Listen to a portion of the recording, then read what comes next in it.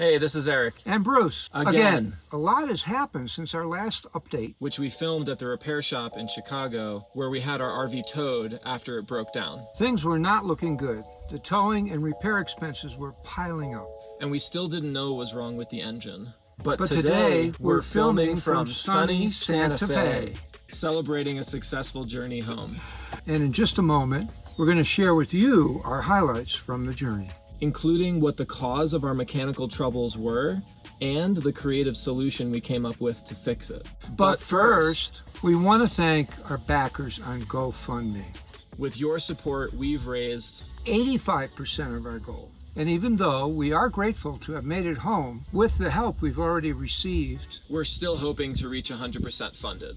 If you would like to know more about the campaign and how you can support us reaching that goal, follow the link in the corner.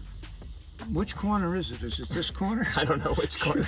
Follow the link in the corner and in the description below. Now, without further ado, here's the update. Check the mic and make sure it sound right, boys.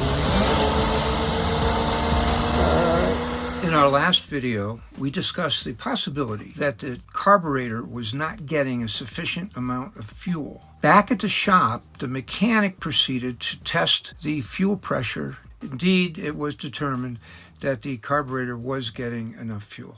That meant that we had to access the top of the fuel tank by crawling under the vehicle and using some blue tape as markers and then going inside. We figured out that the top of the fuel tank was in the hallway between the bathroom and the shower. So we decided to take the mechanic's advice and cut a hole in the floor to access the top of the fuel tank instead of taking the conventional approach, which would be to drain the fuel tank and lower it from below the vehicle. A more expensive endeavor, for sure. We had to proceed slowly and cautiously, making sure that we didn't cause more harm than good. Hey, there she be. But at the end of the day, we did it. We found what we were looking for. That's what we're looking for right there. The culprit ended up being an old, weathered rubber hose that had cracked in time and was letting air into the fuel line. As a bonus, we were able to fix the fuel sending unit that was broken since we got the vehicle, which is great because now we know how much fuel's in the tank. And even though cutting open the floor led to a solution, it still came at a cost. It compromised the stability of the original floor, meaning I had to go and reinforce it underneath in order to be able to stand in that section again once we replaced the panels. And now it's time for a test drive. Check the mic and make sure it sound right. There's the band, Greg. Here we go.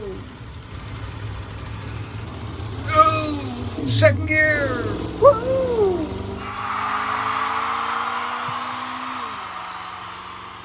Two thumbs up, come on.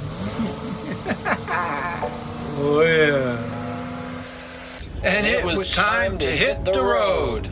But don't hit it too hard. We drove 500 miles the first day.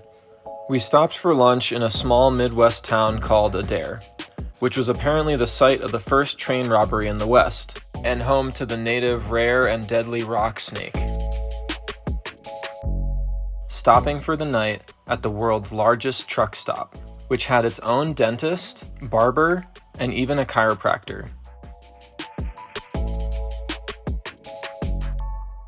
And on the way out, I found an affirming quote in the gift shop that seemed to fit our trip perfectly. And the next day, it was time to head to Nebraska. 80 West Omaha. The only place that was open to have a decent meal that night was Denny's, so we had breakfast. It was a beautiful drive.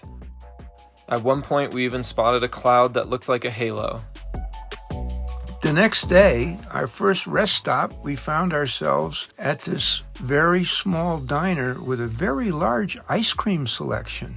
After leaving the Northeast, when all was said and done, we had driven over 2,000 miles and arrived at our destination. Very grateful for a safe journey that tested us. We celebrated our arrival back in the Southwest. Now I'm doing a video just because you were being funny. Oh, come on. Doodle dance. I'm camera shy. No videos. Bye. Thanks for your help. And as always, if you want to watch the full story of this adventure and the rest of them, check out our channel on YouTube, The Off-Grid Guru. Link in the description below.